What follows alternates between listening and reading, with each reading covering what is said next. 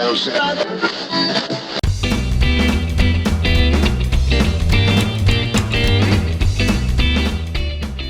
and welcome to Wise About Texas, the Texas History Podcast. This is your host, Ken Wise. Thank you very much for tuning in for some Texas history today. Very excited today. I'm recording and releasing this podcast during the first strong cold front of the season. That always makes Texans happy, particularly in southern Texas, because it means that hurricane season is over and we will be enjoying some cooler temperatures. And of course, that means we need to cook some chili, and remember, no beans. Some of y'all may have read in the newspapers that I am now the president of the Texas State Historical Association. I was the first vice president and scheduled to take over as president next March 2024. But due to some litigation that the association was involved in, my presidency has started early, so that has delayed my production schedule significantly, but we're back on it, so sorry for the delay in the podcast episodes. Today, I want to talk about a person that is existed in Texas during a time where history often merged with gossip, rumor, or outright fiction to become legend rather than history. And it's sometimes this story or the story of this person is a good opportunity for everybody to think about the difference between a literal recitation of verifiable facts as history and how those facts might be confused and how you might verify them or not, and whether legends are something that are useful in your interpretation of history. Plus, it's just a darn interesting story. So let's go back to before Texas independence and get wise about Texas.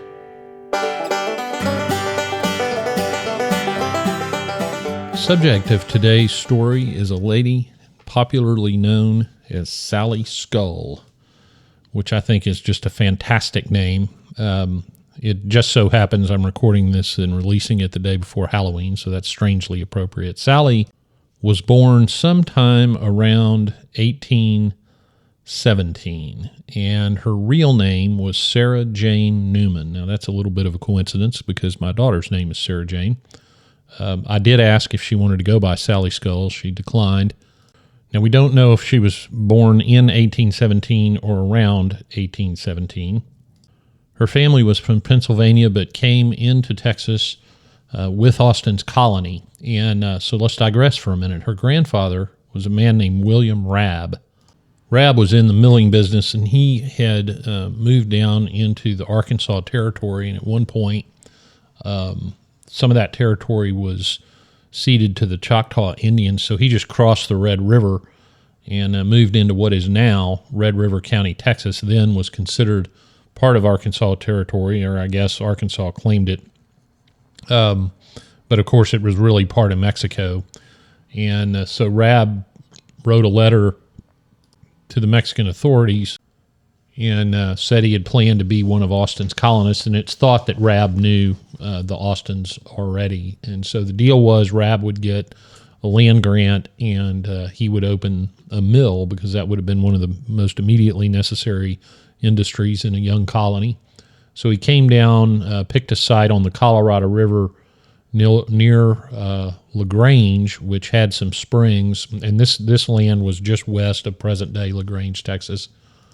And Rabb had seen it before, so that indicates that he was part of Austin's plan all along. And he moved his family down here in 1823, but the following year, now, of course, LaGrange was way, way, way away from the settlements, from the main part of the settlements.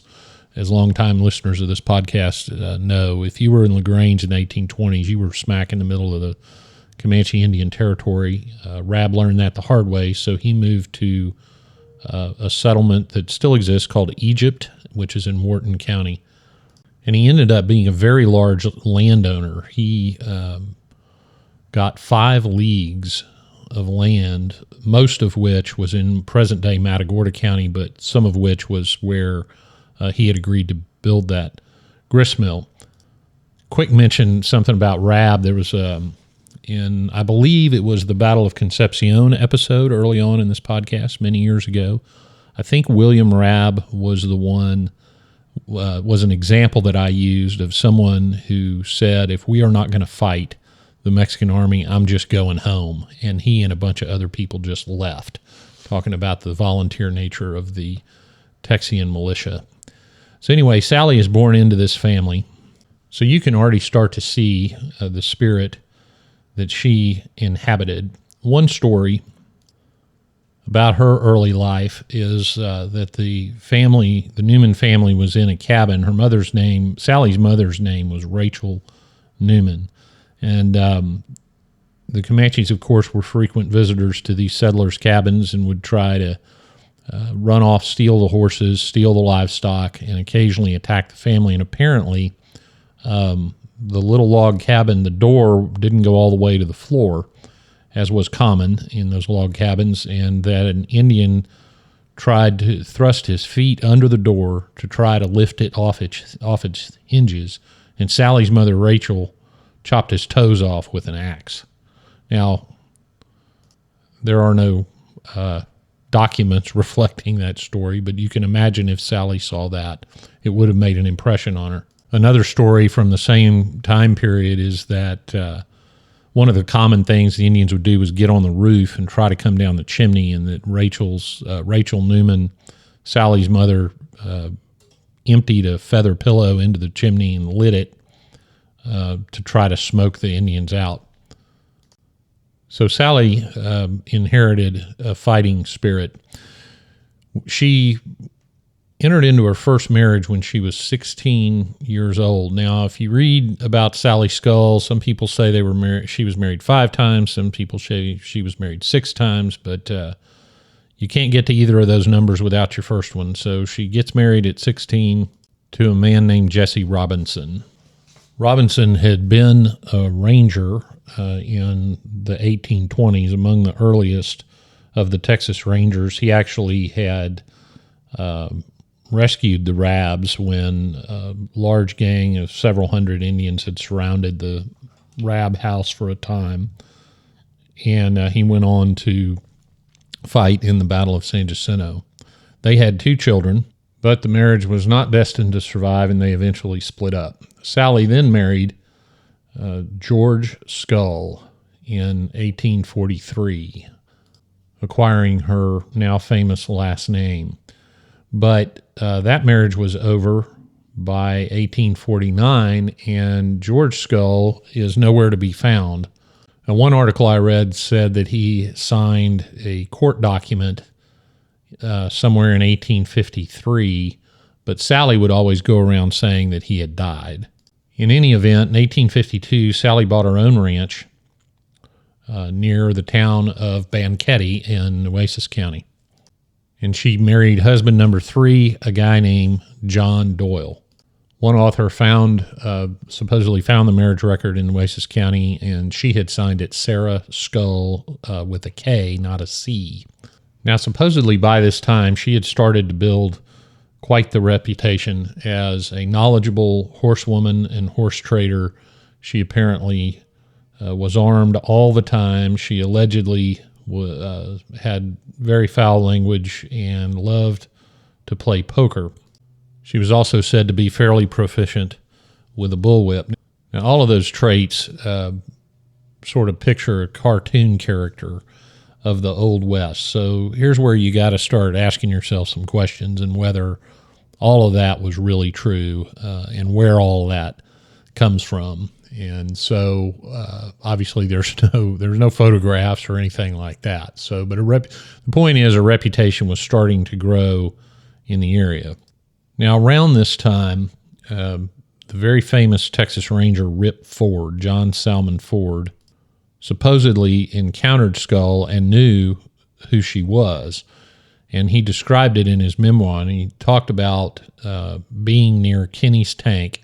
Henry Kinney was a legislator from Nueces County, and very early in the 1830s sometimes set up a trading post and et cetera. So this was a well-known place, and Ford said that he heard a pistol shot and saw a man fall to the ground with a woman not far from him lowering her gun. And he says it was Sally Skull, and that she was not charged with any crime in this shooting because it was obviously self-defense. Now, one author cited another article. In this one, I had the original of the Rip Ford account, but I don't have the original of this. But it was cited in another article that a traveler named Frobel, or Frabel, F-R-O-E-B-E-L, recounted what he thinks is the same incident. But here's some of the language he used to describe Sally Skull, so you decide if this is hyperbole. And I'm going to quote, "They were speaking of a North American Amazon, a perfect female desperado who from inclination has chosen for her residence the wild border country on the Rio Grande. She can handle a revolver and bowie knife like the most reckless and skillful man. She appears at dances thus armed and has even shot several men at merrymakings." Close quote. So obviously he's sort of repeating rumor and embellishing certain things. But as the author of that particular article pointed out, who other woman could he have possibly been talking about? So I mentioned Sally as a horse trader, and she would go back and forth to Mexico to gather horses. There's some question about her methods and whether they were always legal. She was also said to have what was described as a gang of Mexican vaqueros working for her that she apparently ruled with an iron fist. Some even alleged that she employed Comanche Indians to help her. Now, I'm going to call serious doubt on that one, but, you know, they said it. Now, let me mention a little bit about Banquetti, where she was doing all this. Banquetti is located between Corpus Christi and Alice, Texas, on Highway 44, and would have been on the lower road, the lower El Camino Real from Matamoros, which would turn into the Cotton Road, which I'll get into in a minute. But it was an area, there was a lot of water and a lot of traffic. So that was a good area to be raising stock. Sally Skull worked with a very famous cattleman named W.W. Wright. And they apparently like to try to out-cheat each other in cattle trades. Sally's brand, by the way, was what we would call today a Flying J, just in case anyone was wondering. Well, she and Doyle eventually split up, and because her legend had grown by this time, there are lots of stories about how that marriage may have ended. One story is that Doyle tried to ambush her. They got in a shootout and she killed him. A more colorful story is they were out all night at a party, and she was sleeping it off the next morning, and Mr. Doyle poured a pitcher of water on her head, and in the fog of trying to wake up, she shot him, apparently thinking he was assaulting her, or maybe she knew who it was. Who knows? Yet another story said Doyle stuck his head in a whiskey barrel to try to get one last sip, and she shoved his head into the whiskey and said, "There, drink your fill," and drowned him in the whiskey barrel. Yet another story is that Doyle lost control of a team of oxen and plunged into the river, where both oxen and husband drowned. And when asked if the body should be retrieved, Sally apparently said, "I don't give a darn about the body, but I sure would like to have the $40 in the money belt that's around it." I don't think anybody knows what really happened at this point, but Doyle was gone. Her next husband was named Isaiah Watkins, and apparently Isaiah beat her because she filed for divorce very shortly after marrying him, and accused him also of adultery. The jury found that he was guilty of adultery, and he was later indicted for that because that was a crime. Watkins apparently did not have a very good reputation in any event. Now we come to the Civil War and the Cotton Road.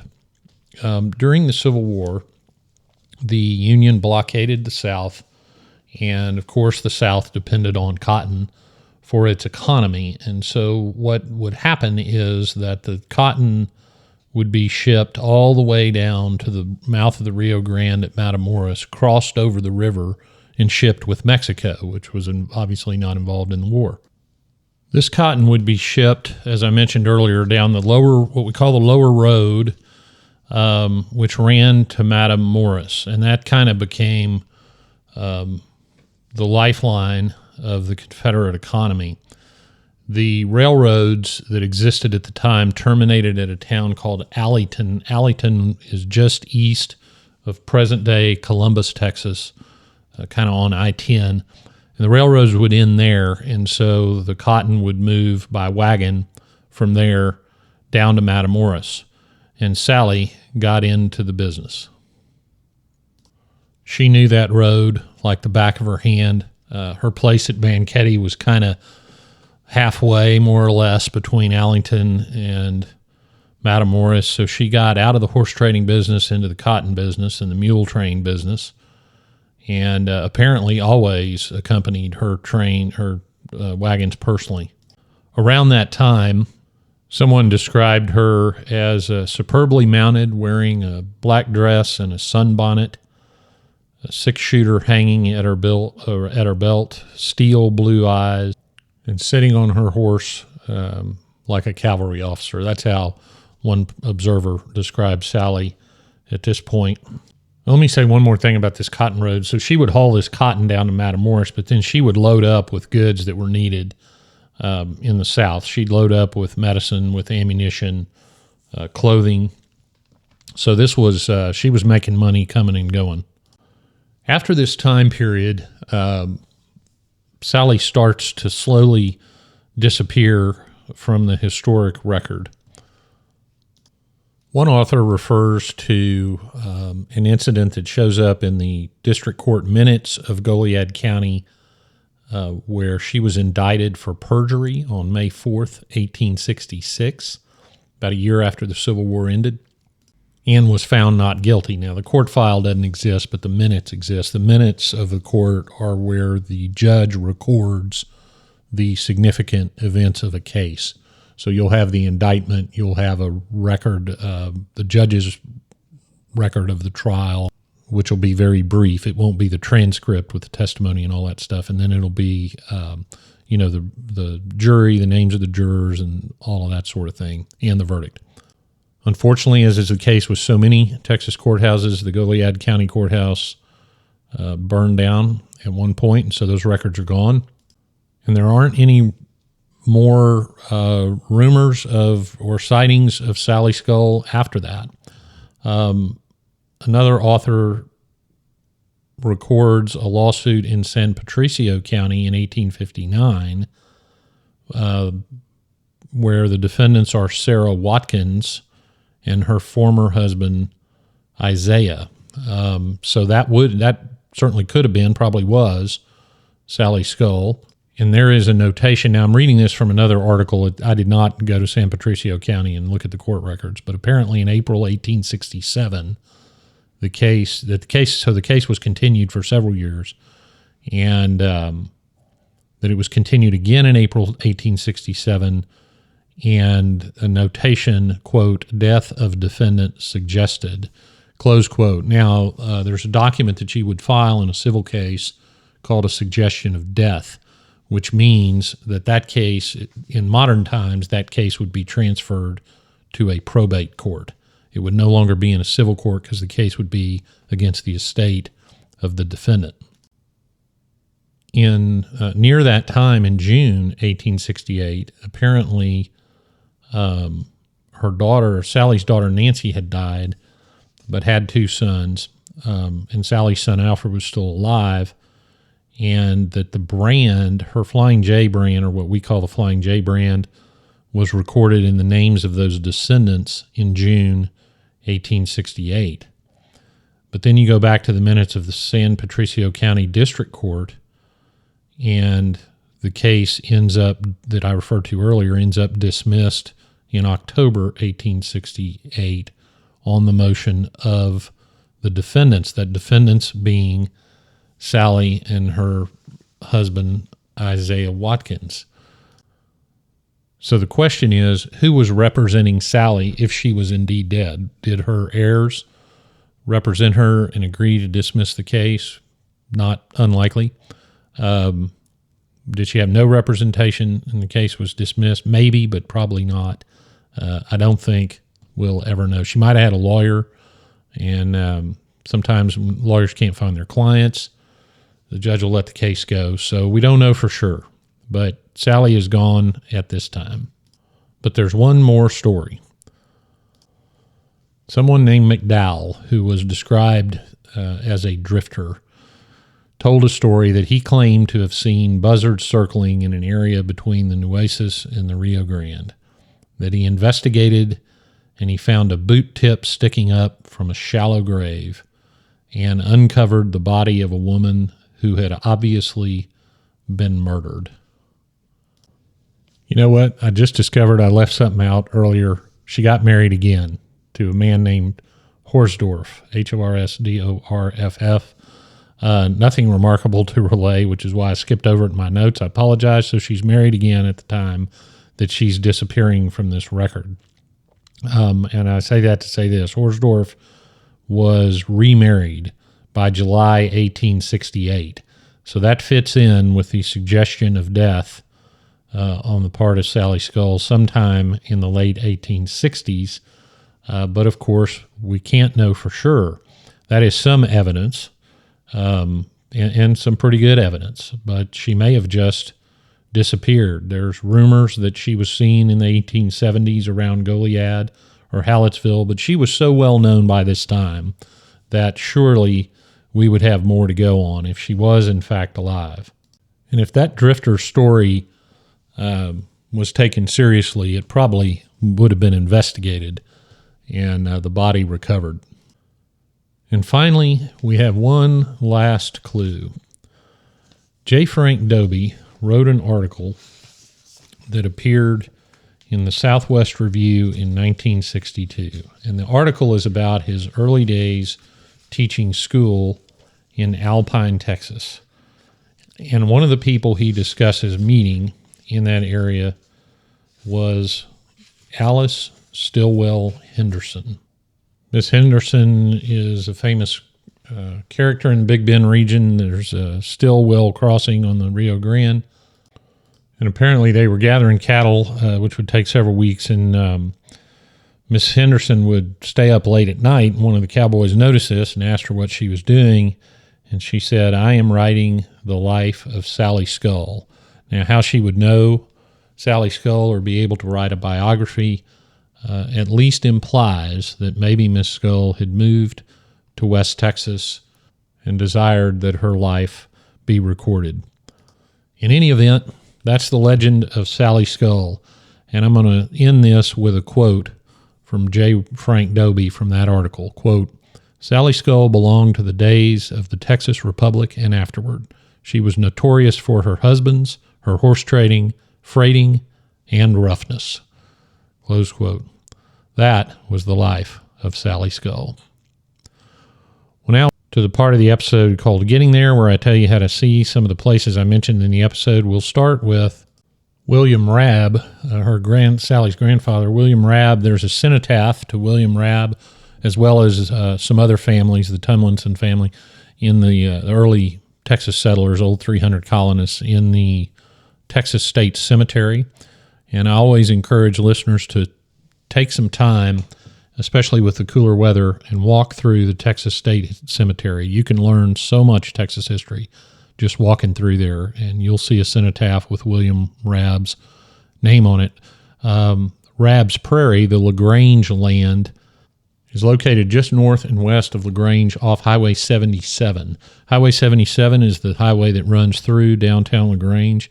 If you go north out of LaGrange, there is a Rabb's Prairie Road, not very far out of town, off to your left. Now, Rabb's actual burial site is thought to be on a hillside, probably west of there. So, but we don't know for sure. Kenny's trading post, Henry Kenny's trading post. There's a historical marker for that at 401 Broadway in Corpus Christi, and Rip Ford's sighting of allegedly Sally shooting a guy would have occurred near there. And there's a historical marker for Sally Skull in the town of Refugio. If you go across the street from Kings Park in the middle of Refugio off Highway 77 is a group of historical markers, one of which is Sally's. It's not very large, but stop by there if you're through Refugio and remember Sally Skull. Well, that wraps it up for another episode of Wise About Texas. Thank you very much for listening today.